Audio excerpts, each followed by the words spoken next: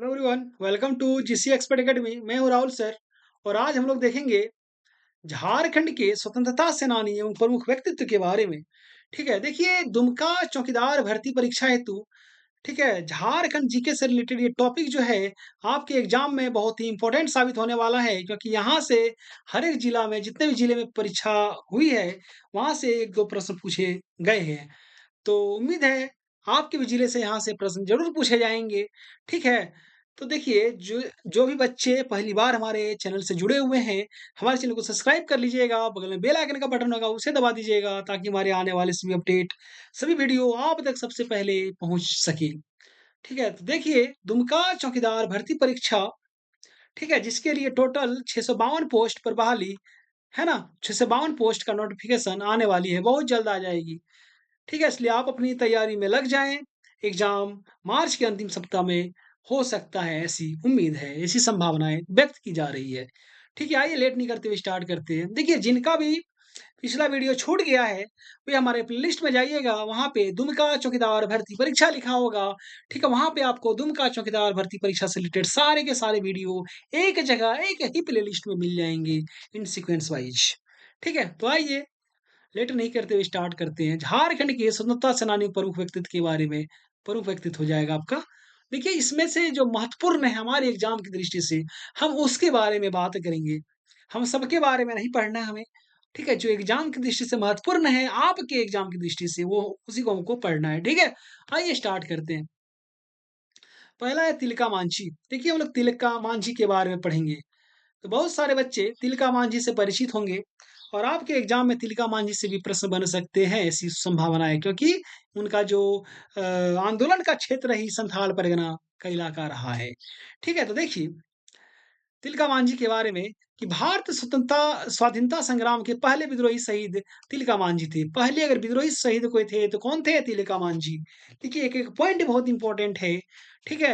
इसे note down करते रहिएगा। मैं जितना पढ़ाऊँगा सब इंपॉर्टेंट पढ़ाऊँगा, एक-एक लाइन इंपॉर्टेंट होगी और वहाँ से भी प्रश्न बनने की संभावना प्रबल है। अगर इसके जन्म की बात कर लें तो 11 फरवरी 1750 को कहाँ पे हुआ था? तिलकपुर गाँव में हुआ था। कहाँ पे? तिलकपुर गाँव में। इसका जन्म जो था वो संथाल परिवार में हुआ था, ठीक है? और इनको जबरा पहाड़िया के नाम से भी जाना जाता था। इनके पिता का नाम क्या था? सुंदरा मुर्मू था। तिलका मांझी का बचपन का नाम था क्या था? जबरा पहाड़िया। इसके पिता का नाम था सुंदरा मुर्मू, है ना? जो तिलका आंदोलन हुआ था ना, तिलका आंदोलन, उसका नेतृत्व किसने किया? तिलका मांझी ने किया था। और इसके विद्रोह का जो मुख्य केंद्र था वो वंचरी-जोर यानी भागलपुर हुआ करता था। ठीक है? आइए आगे बात करते हैं इसके बारे में कि राजमहल के सुपरिटेंडेंट थे, कौन थे? क्लीवलैंड। उसको तिलका मांझी ने क्या किया कि 13 जनवरी 1784 ईस्वी को अपने तीरों से मार गिराया था। ठीक है? अब तिलका मांझी जो थे, उसके द्वारा गाँव में विद्रोह का संदेश जो है, वो सखुआ पत्ते के माध्यम से भेजा जाता था। साल का जो पत्ता होता है ना, सखुआ पत्ता, उसके माध्यम से, ठीक है? अब आगे देखते हैं अगला पॉइंट क्या है कि तिलका मांझी को जो पकड़वाने वाला पहाड़िया सरदार कौन था? जौरा, जौरा था। तिलका मांझी को जो पकड़वाया था वो पहाड़िया सरदार था, जौरा नाम था उसका, ठीक है? और तिलका को 1750 ईस्वी में गिरफ्तार कर लिया जाता है और उन्हें भागलपुर में फांसी दे दी गई, ठीक है?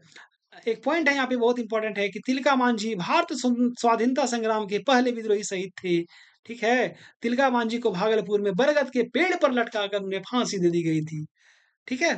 तो हम लोगों ने देखा तिलका मांझी के बारे में। अब हम लोग बात करेंगे संथाल विद्रोह के नायक सिद्धू कान्हू के बारे में।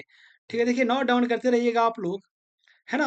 देखिए सिद्धू कान्हू के बारे में जब हम लोग बात करेंगे तो बहुत इंटरेस्टिंग है इनके बारे में स्टडी करना, ठीक है?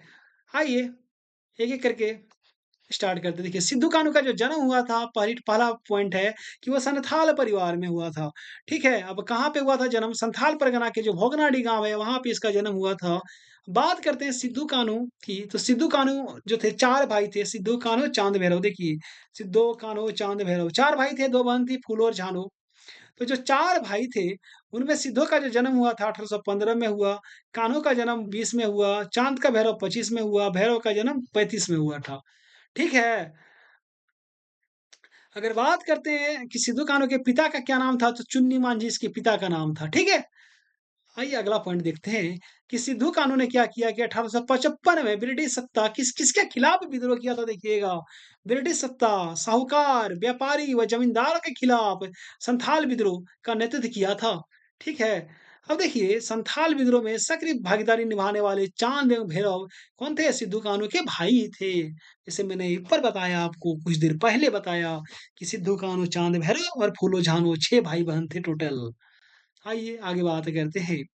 देखिए 30 जून 1855 को भोगनाडे की सभा में सिद्धू को, ठीक है, राजा, कान्हू को मंत्री, चांद को प्रशासक तथा भैरव को सेनापति चुन लिया गया। बहुत इंपॉर्टेंट पॉइंट है। मिलान करने दे दिया जाएगा कि किसे राजा चुना गया, किसे मंत्री चुना गया, किसे प्रशासक चुना गया, किसे सेनापति चुना गया। ठीक है।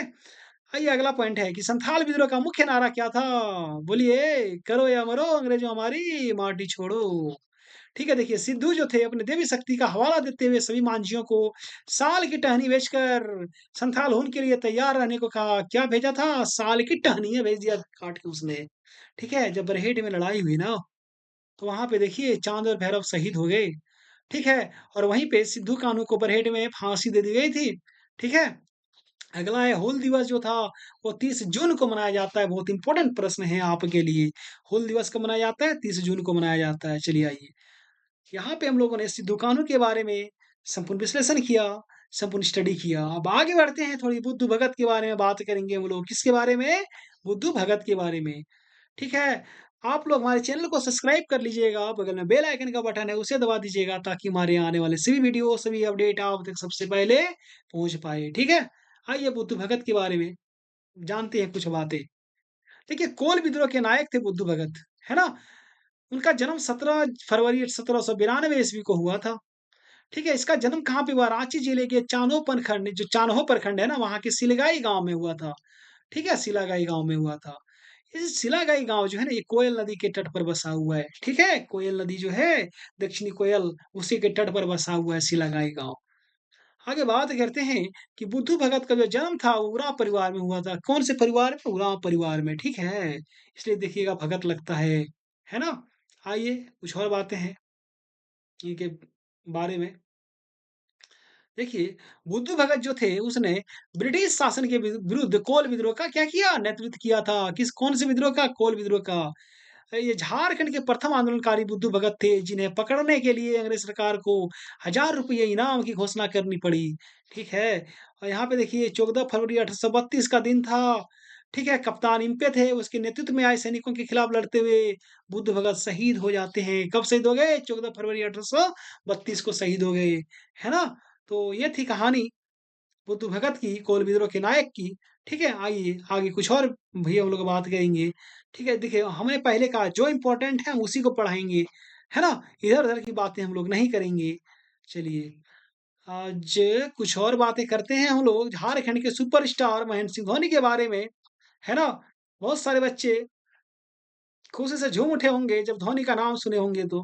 अच्छा आप लोग कमेंट कीजिए तो, कितने बच्चे महेंद्र सिंह धोनी जी के फैन हैं? थोड़ा कमेंट करके कमेंट बॉक्स में ज़रूर रिप्लाई कीजिएगा, है ना? बताइए फटाफट। मैं तो ऑलरेडी धोनी का बहुत बड़ा फैन हूँ भाई, बचपन से। आप लोग बताइए किसके फैन हो? देखिए, बात करेंगे महेंद्र सिंह धोनी जी की, ठीक है? जिसे माही कहा जाता है। देखिए कि भारतीय क्रिकेट टीम के पूर्व कप्तान और विकेटकीपर बल्लेबाज मानद लेफ्टिनेंट कर्नल महेंद्र सिंह धोनी का जन्म 7 जुलाई 1981 को हुआ था। कब हुआ था? 7 जुलाई 1981 को हुआ था। कहाँ पे हुआ जन्म भाई? रांची में जन्म हुआ। धोनी का पैतृक गांव कहाँ पे है? तो उत्तराखंड के अल्मोड़ा जनपद में स्थित है। कहाँ पे? उत्तराखंड का जो अल्मोड़ा जनपद है वहां पे, है ना? इसके पिता का नाम क्या है? धोनी के पिता का नाम पान सिंह है, ठीक है। जबकि धोनी की माता का नाम क्या है? देवकी देवकी देवी या फिर देवकी सिंह भी बोल सकते हैं। जबकि इसकी पत्नी की बात करेंगे धोनी की तो साक्षी रावत है, ठीक है। बात करते हैं धोनी की जो प्रारंभिक शिक्षा है वो डीएवी तथा जवाहर विद्या मंदिर रांची में हुई थी, है ना? डीएवी और जवाहर विद्या मंदिर जो है रांची में हुई थी। महेंद्र सिंह धोनी को माही के नाम से जाने जाते हैं। भाई माही बोलो तो धोनी, धोनी बोलो तो माही, एक ऐसी चीज है ना? चलिए आइए आगे बात करते हैं। कहता है यहाँ पे कि एमएसडी को माही, एमएसडी, एमएस कैप्टन कूल के उपनाम से भी जाना जाता है। ठीक है, धोनी को क्या-क्या बोल सकते हैं, माई बोल सकते हैं, एमएसडी बोल सकते हैं, MS Don, MS captain cool भी के उपनाम से भी जाना जाता है। ठीक है, आइए आगे बात करते हैं कि धोनी ने अपना पहला जो एकदिवसीय मैच खेला, यानी ओडीआई यानी वनडे मैच, वो बांग्लादेश के विरुद्ध खेला था। ठीक है, कब खेला तो 23 सितंबर 2004 का वो दिन था जब बांग्लादेश के विरुद्ध महेंद्र सिंह धोनी अपना पहला ओडीआई मैच खेलने के लिए उतरे, है ना? जबकि टेस्ट मैच की बात करते हैं, धोनी ने अपना पहला टेस्ट 2005 में खेला, श्रीलंका के विरुद्ध खेला था, ठीक है? चलिए, अगर बात करते हैं कि झारखंड की ओर से टी20 एकदिवस तथा टेस्ट खेलने वाले पहले विकेट कीपर बल्लेबाज महेंद्र सिंह धोनी है। देखिए, झारखंड की ओर से ना, माने भारत की ओर से झारखंड के पहले खिलाड़ी है धोनी, जिन्होंने भारत में टी20 भी खेला है, वनडे भी खेला है, टेस्ट मैच भी खेला है। ठीक है? आइए अगला पॉइंट है कि भारत क्रिकेट टीम ने पहला टी20 विश्व कप जो है, आप लोग को तो याद होगा 2007 का टी20 वर्ल्ड कप, ठीक है? एमएस धोनी के नेतृत्व में ही जीता था। उसके कैप्टन कौन थे? एमएस धोनी जी थे। कुछ और बातें हैं धोनी के बारे में। धोनी के बारे में जितनी बात की जाए उतनी कम पड़ जाएगी। फिर भी मैं स कोशिश हमने कोशिश किया है कि ला के इसको कम से कम वर्डों में इसको समाप्त किया जाए। देखिए, अगला पॉइंट है कि महेंद्र सिंह धोनी का एकदिवसीय मैचों में सर्वाधिक स्कोर कितना है? 183। किसके खिलाफ? श्रीलंका के खिलाफ उसने बनाया था, ठीक है? और टेस्ट क्रिकेट में सबसे तेज शतक बनाने का भारतीय विकेट कीपर का रिकॉर्ड महेंद्र सिंह धोनी के नाम है। देखिए, सबसे तेज शतक बनाने का रिकॉर्ड, यानी भारतीय विकेट कीपर हो जिसने सबसे तेज शतक बनाया टेस्ट क्रिकेट में, वो एमएस धोनी के नाम ही है, ठीक है? अगला है कि धोनी जो है पाकिस्तान के विरुद्ध 2005-6 में एक दिवस श्रृंखला में 219 की औसत से विश्व रिकॉर्ड बनाया था। यानी जब पाकिस्तान के खिलाफ सीरीज हो रही थी ना 2005-6 में, तो इसने ओडीआई की सीरीज थी, 219 के औसत से रन बनाए थे। बहुत धोया था पाकिस्तानियों को, ठीक है? चलिए आइए, अगला है कि धोनी जो है वो किसी श्रृंखला में 200 से अधिक औसत से रन बनाने वाले एकमात्र विकेट कीपर हैं, ठीक है? अगला है कि धोनी अब तक 320 एकदिवसीय मैच के 273 पारियों में, ठीक है, 10,000 से अधिक रन बनाने वाले एकदिवसीय अंतर्राष्ट्रीय क्रिकेट में किसी भी खिलाड़ी द्वारा सर्वाधिक औसत 51.54 से बनाए गए रन हैं, ठीक है? यानी धोनी आज तक भारत के जितने प्लेयर हुए हैं, जिन्होंने ओडीआई में 10,000 रन बनाए हैं, उनमें जो एवरेज की बात की जाती है, औसत की बात की जाती है, उनमें महेंद्र सिंह धोनी का औसत जो है वो सर्वोच्च है। ठीक है? सबसे टॉप पर है। आगे है कि झारखंड के सर्वाधिक जो व्यक्तिगत आयकर दाता व्यक्ति कौन है? एमएस धोनी जी हैं। अगला है कि धोनी को 2007 में झारखंड रत्न पुरस्कार से सम्मानित किया गया।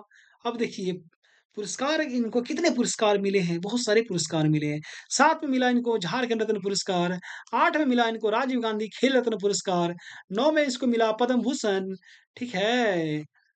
9 में इसको क्या मिला? पद्मश्री मिला था, पद्म भूषण नहीं मिला था 9 में।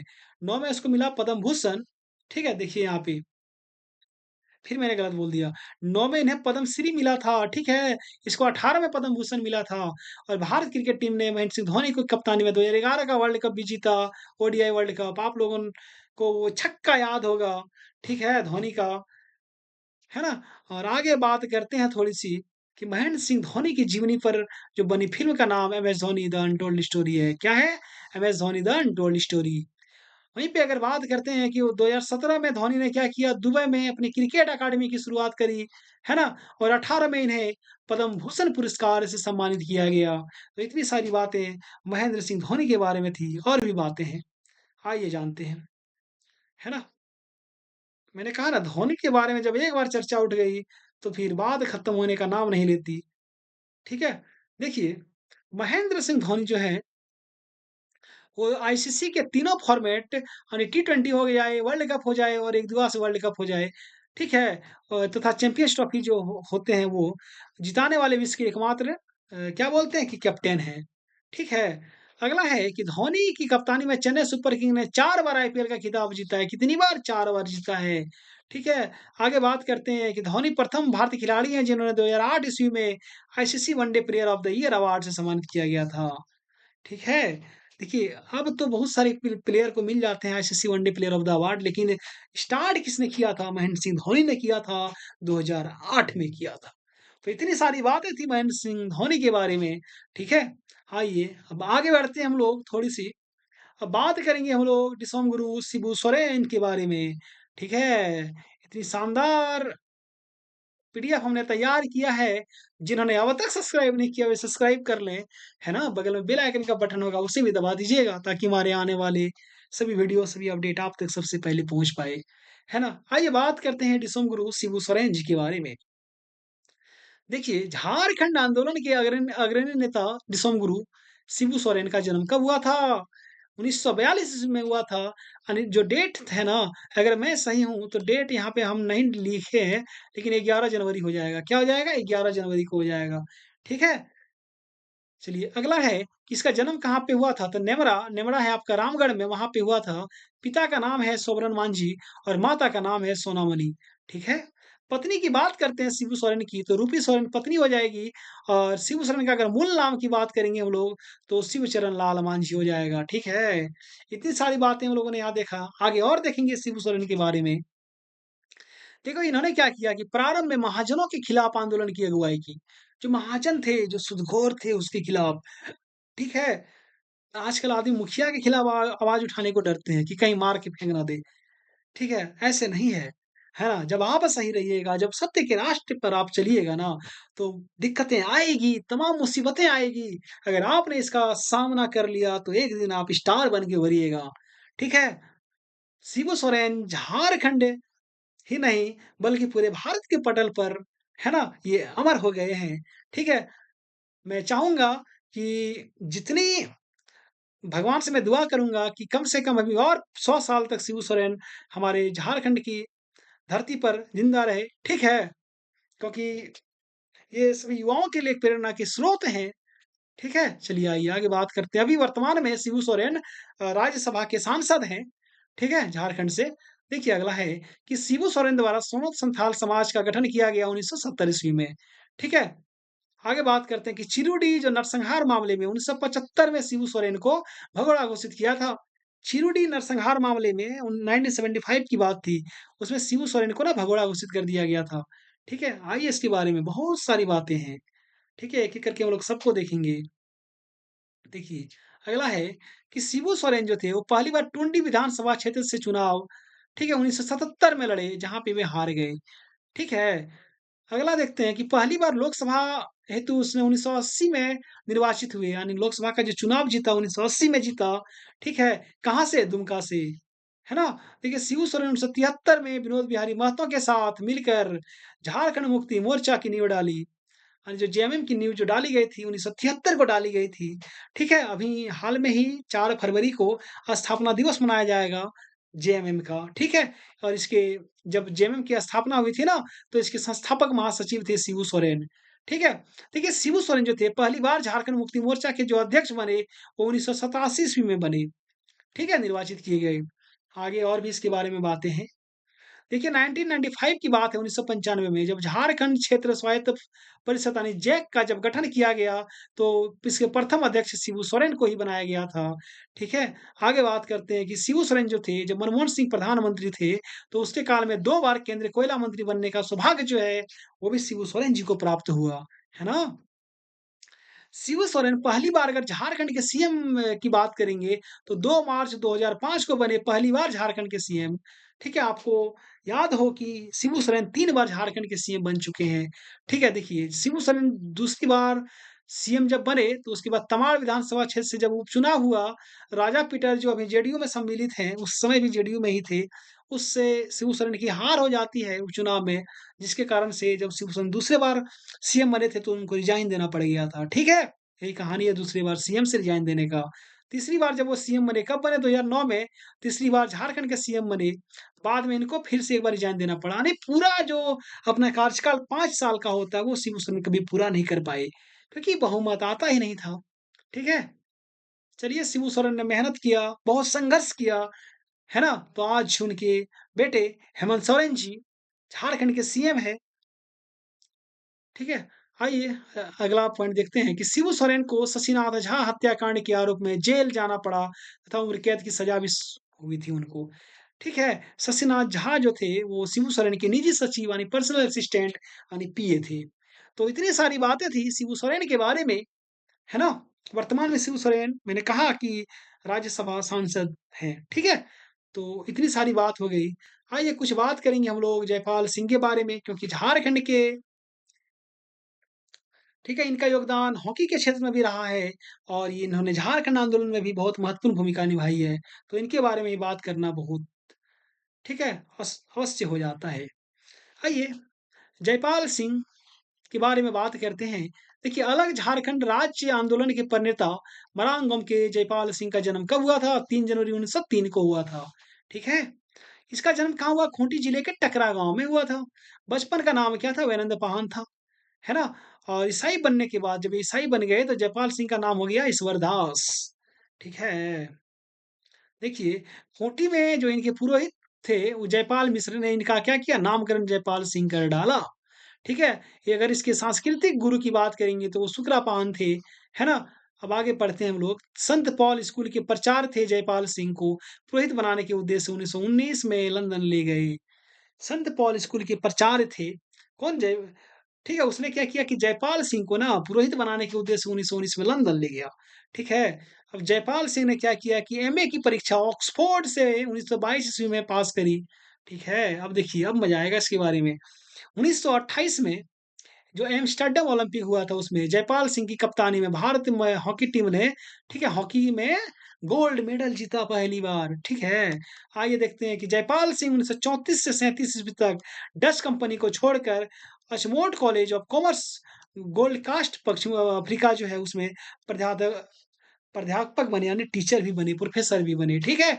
आइए आगे और भी बातें हैं इनके बारे में। जयपाल सिंह जो थे वो 1937 में रायपुर के प्रिंस कॉलेज में सीनियर असिस्टेंट मास्टर फिर बाद में वाइस प्रिंसिपल भी बन गए। एक आदमी देखिए कहाँ से कहाँ तक पहुँच जाता है ना? आगे बात करते हैं कि जयपाल सिंह बीकानेर में रेवेन्यू ऑफिसर बने और बर्मा शेर के मैनेजर भी बने। देखिए एक आदमी की उपलब्धि देखिए कितनी बड़ी है ना? तभी हम लोग आज इनके बारे में पढ़ रहे हैं। देखिए आगे आगे आगे बात करते हैं कि जयपाल सिंह आदिवासी महासभा के अध्यक्ष 1939 ईस्वी में बने। कब बने? ये बहुत इम्पोर्टेंट है अब यहाँ से, ठीक है? कि पॉइंट इम्पोर्टेंट होने वाली है कि जो आदिवासी महासभा के अध्यक्ष बने वो 1939 में बने। बृहत्तर झारखंड की मांग सर्वप्रथम जयपाल सिंह ने ही की थी, ठीक है? 1950 ईस्वी में स्थापित जो झारखंड पार्टी थे उसके संस्थापक जयपाल सिंह थे। यानी इन्होंने जय झारखंड पार्टी के नाम से एक अलग पार्टी की स्थापना कर डाली। ठीक है? देखिए, अगला है कि जयपाल सिंह जो थे वो 1946 में संविधान सभा के सदस्य बनाए गए। बहुत सारे एग्ज़ाम में ये प्रश्न पूछे जा चुके हैं, ठीक है?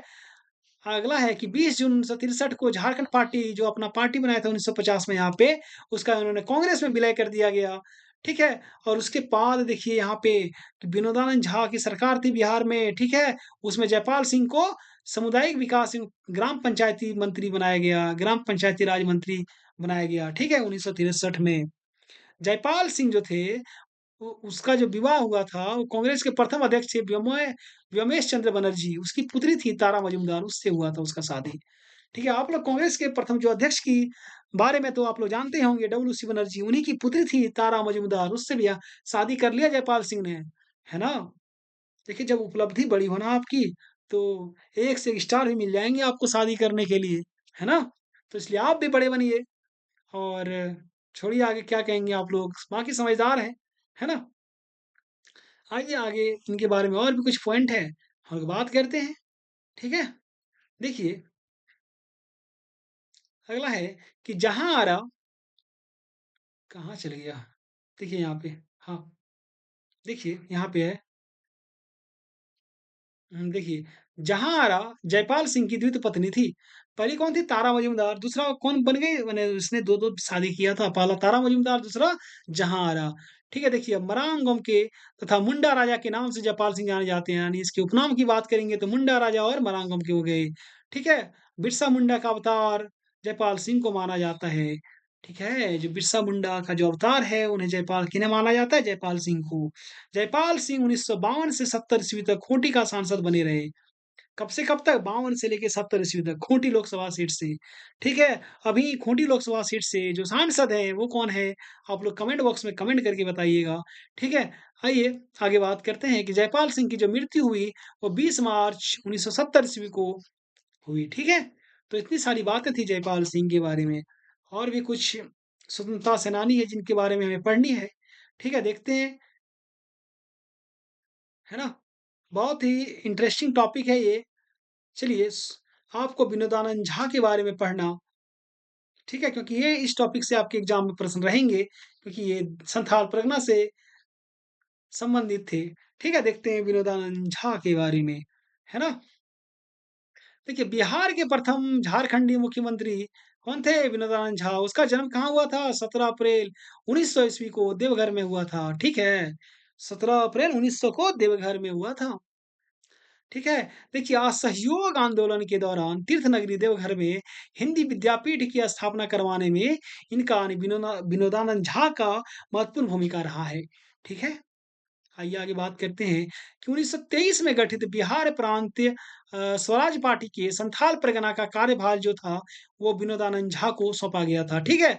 अब संथाल परगना में अगला पॉइंट है कि सविनय अवज्ञा आंदोलन की अगुवाई किसने की थी? विनोदानंद झा ने की थी। इनके बारे में कुछ और भी पॉइंट हैं। देखिए, भारत छोड़ो आंदोलन में विनोदानंद झा को जेल भी जाना पड़ा था, ठीक है? देखिए, देवघर में ना भारत छोड़ो आंदोलन में देवघर में 11 अगस्त 1942 को विनोदानंद झा के नेतृत्व में क्या हुआ? जुलूस निकाला गया था, ठीक है? अगला है कि जयपाल सिंह के नेतृत्व वाली जो झारखंड पार्टी का कांग्रेस में विलय करवाने में इसकी जो भूमिका थी विनोदानंद झा की, उसकी सक्रिय भूमिका थी, ठीक है? अब विनोदानंद झा के बारे में बात करते हैं तो 1961 से लेकर 63 तक ये बिहार के सीएम रहे और इनका जो निधन होता है वो 9 अगस्त 1971 को हो गया, ठीक है? इतनी सारी बातें थी विनोदानंद झा के बारे में। आइए कुछ और बातें हैं, हम लोग अब बात करेंगे आगे, ठीक है? किनके बारे में बात करने वाले हैं हम लोग आगे? भगवान बिरसा मुंडा के बारे में बात करने वाले हैं, ठीक है? जो कि आपके एग्ज़ाम की दृष्टि से बहुत ही महत्वपूर्ण है भगवान बिरसा मुंडा। देखिए बिरसा मुंडा के बारे में बात करनी है। देखिए बिरसा मुंडा जो थे, ठीक है? यहाँ पे गौर से देखिएगा कि बिरसा इनका जो जन्म हुआ था ना, वो 15 नवंबर 1875 को हुआ था। भाई कहाँ हुआ था जन्म?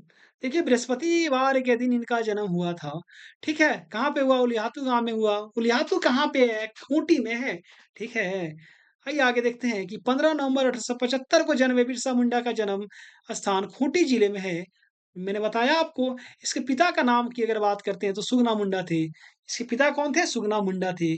जबकि माता कौन थी इनकी? कर्मी हट्टू। क्या नाम था बिरसा मुंडा की माता का? कर्मी हट्टू। देखिए बिरसा मुंडा जो थे ना 5 भाई थे। कितने भाई थे? 5 भाई थे। कौन-कौन थे? कोंटा थे, दशकीर थे, चंपा थे, बिरसा थे, कान्हू थे। ठीक है? तो बिरसा अपने माता-पिता के ना चौथे पुत्र थे। जब पढ़ना है ना तो एक बार पढ़िए, अच्छे से पढ़ लीजिए ना। कोई भी पूछे कहीं से पूछे, है ना? तो आप जवाब दे सको या फिर कहीं डिबेट हो रहे हो, अगर आप वहाँ पे पहुँच गए इस टॉपिक पे, तो कुछ ऐसा जवाब आप दे दीजिए, आप कुछ ऐसा सवाल कर दीजिए ताकि सबके बोलती बंद हो जाए, है ना? इसलिए मैं इतना डिटेल से आपको पढ़ा रहा हूँ। देखिए बिरसा मुंडा जो थे ना, उसका परिवार कैसा था? ईसाई परिवार से था, ठीक है? और बचपन में बिरसा सरना से ईसाई धर्म में दीक्षित हुए, है ना? और देखिए ईसाई धर्म में दीक्षित होने के बाद बिरसा के पिता का नाम मसीह दास रखा गया, ठीक है? चलिए अब आगे बात करते हैं कि ईसाई धर्म ग्रहण करते समय बिरसा का नाम क्या था? दाऊद रखा गया, है ना? देखिए, बिरसा का ना ईसाई धर्म में जो कन्फर्मेशन हुआ था, यानी धर्मांतरण हुआ था, वो 7 मई 1886 ईस्वी को चाईबासा लूथरन के मिशन में हुआ था। ठीक है? बिरसा का जो प्रारंभिक शिक्षा की बात करेंगे तो सलगा स्कूल में हुई। कहाँ पे हुई थी? सलगा स्कूल में हुई थी, ठीक है? अब देखिए बिरसा मुंडा ने अपर प्राइमरी शिक्षा के लिए बुरजू मिशन स्कूल में अपना नाम लिखवाया था। कहाँ पे? बुरजू मिशन स्कूल में अपना नाम लिखवाया था, है ना? देखिए बिरसा ने चाईबासा में रहकर उच्च प्राथमिक स्तर की शिक्षा जो थी वो प्राप्त की थी। बिरसा के को प्रारंभिक शिक्षा जो थी वो जयपाल नाग ने दी थी। बिरसा को प्रारंभिक शिक्षा किसने दी थी? जयपाल नाग ने दिया था, ठीक है? बिरसा जो थे वो पेशे से बुनकर थे। क्या थे? पेशे से बुनकर हुआ करते थे। बिरसा अपने धर्म विशेषकर वैष्णव धर्म पर बल देते थे, है ना? बिरसा मुंडा अगला पॉइंट है, देखिए पॉइंट आप लोग नोट डाउन करते रहिएगा। बिरसा मुंडा पूर्णतः वैष्णव हो गए थे, ठीक है? उन्होंने क्या किया कि जनेऊ, खड़ाऊ, हल्दी के रंग में रंगी धोती पहनते थे। बिरसा मुंडा क्या करते थे? जनेऊ पहनते थे, खड़ाऊ रखते थे और हल्दी के रंग में रंगी धोती पहनते थे, ठीक है? आइए अगला पॉइंट है कि जनेऊ पहनने की शिक्षा जो है मुंडाओं को बिरसा मुंडा ने दी थी। ठीक है? सभी मुंडाओं को बिरसा ने प्रेरित किया कि आप भी जनेऊ पहनिए। अगला पॉइंट है कि बिरसा मुंडा आदिवासियों से सिंगवोंगा की पूजा करने के लिए कहा करते थे। यानी अभी भी सभी के सभी आदिवासी सिंगवोंगा की ही पूजा करते हैं। ठीक है? तो बिरसा मुंडा सभी आदिवासियों को प्रेरित करते थे कि आप जो है सिंगवोंगा की पूजा कीजिए। है ना? बिरसा मुंडा ने अपने उपासकों अपने आप को सिंगवोंगा का दूत बताया। किसका दूत बताया था? सिंगवोंगा का दूत बताया था। ठीक है? और इसने बिरसाई धर्म को चलाया था। किस धर्म को चलाया? बिरसाई धर्म को चलाया। है ना? देखिए, बिरसा ने 1895 ईस्वी में अपने आप को ना ईश्वर का दूत घोषित कर दिया। कब किया? 1895 ईस्वी में, ठीक है? अगला पॉइंट है कि बिरसा मुंडा को सबसे पहले भगवान थानेदार मृत्युंजय नाथ लाल ने कहा। ठीक है? बिरसा को सबसे पहले जो भगवान कहा, ठीक है? हम लोग सुनते हैं ना भगवान बिरसा मुंडा, किसने कहा? एक थानेदार थे मृत्युंजय लाल नाथ, उसने कहा था, ठीक है? मृत्युंजय नाथ लाल ने कहा था। बिरसा मुंडा को 1895 ईस्वी में पहली बार गिरफ्तार कर लिया गया, ठीक है? और उसको हजारीबाग जेल में रखा था, है ना? और जब 1895 में इसको गिरफ्तार किया गया पहली बार, तो देखिए 30 नवंबर 1897 को दिन था, विक्टोरिया के हीरक जयंती के अवसर पर इन्हें रिहा कर दिया गया जेल से, ठीक है? उसके देखिए बिरसा मुंडा का जो आंदोलन था, उसका मुख्य केंद्र कहाँ था? यानी उस आंदोलन का जो मुख्यालय था, वो खूंटी हुआ करता था, है ना? आइए आगे बात करते हैं हम लोग। देखिए, बिरसा आंदोलन जब चल रहा था उसमें रांची का जो उपायुक्त था वो स्ट्रीट फील्ड था। कौन थे? स्ट्रीट फील्ड थे, है ना? और बिरसा आंदोलन का जो केंद्र बिंदु था वो था डोम्बारी पहाड़। क्या था? डोम्बारी पहाड़। देखिए 3 फरवरी 1900 का दिन था, बिरसा को पुनः गिरफ्तार कर लिया जाता है ना? कहाँ से देखिएगा, इसकी गिरफ्तारी की पीछे कहानी क्या है कि 3 फरवरी 1900 ईस्वी को बंदगांव के जगमोहन सिंह के आदमी, ठीक है, वीर सिंह महली ने आदि ने ₹5 के इनाम के लालच में क्या किया? बिरसा मुंडा को गिरफ्तार करवा दिया। लालच बहुत बड़ी चीज़ होती है, ठीक है? ₹5 के लालच में इसने क्या किया कि हमारे भगवान बिरसा मुंडा को गिरफ्तार करवा दिया, ठीक है? अब बिरसा मुंडा की गिरफ्तारी पर ना ₹5 का इनाम ही रखा गया था। इसलिए मैंने बताया आपको ₹5 के इनाम के लालच में, ठीक है? जहाँ पे बिरसा मुंडा को रांची जेल में रखा गया और 9 जून 1900 ईस्वी को बिरसा मुंडा की मृत्यु हो जाती है रांची जेल में। ऐसा कहा जाता है कि उसकी मृत्यु हैजा के कारण हुई थी, ठीक है? कहाँ पे? रांची जेल में, है ना? आइए देखते हैं बिरसा मुंडा के बारे में और भी बहुत सारी बातें होगी यहाँ पे, ठीक है? आइए देखते हैं। देखिए बिरसा मुंडा को ना 9 जून 1900 को रांची के कोकर स्थित रांची बिसलरी पुल हो जाएगा, डिसलरी नहीं, ठीक है, के निकट एक नाले के किनारे दफना दिया गया था, जहाँ एक स्मारक बना दिया गया है। अभी भी जब आइएगा कोकर तो वहाँ पे जो डिसलरी पुल है, वहाँ पे ना बिरसा का समाधि स्थल अभी भी बना हुआ है ना? चलिए, अगला है कि झारखंड क्षेत्र की व्यथा समझने वाले प्रथम आदिवासी नेता भगवान बिरसा मुंडा थे। है ना? झारखंड राज्य के गठन के इतिहास का महानायक भगवान बिरसा मुंडा को माना माना जाता है। ठीक है? अगला पॉइंट कि महान आदिवासी नेता बिरसा मुंडा को दाऊद मुंडा, दाऊद बिरसा, बिरसा भगवान कहा जाता है। ठीक है? और बिरसा मुंडा को आम जनजातियाँ धरती आबा एवं भगवान कहती है। तो इस प्रकार से हम लोगों ने बिरसा मुंडा के बारे में भी देखा। ठीक है? जो कि आपके एग्ज़ाम की दृष्टि से बहुत ही महत्वपूर्ण टॉपिक है ये। तो इस प्रकार से आज की जो कक्षा है वो समाप्त होती है यहीं पे। ठीक है? अगर वीडियो अच्छी लगी हो तो हमारे चैनल को सब्सक्राइब कीजिएगा, वीडियो को लाइक कीजिएगा, कमेंट कीजिएगा, शेयर कीजिएगा। मिलते हैं अब अगले वीडियो में, तब तक के लिए धन्यवाद। जोहार।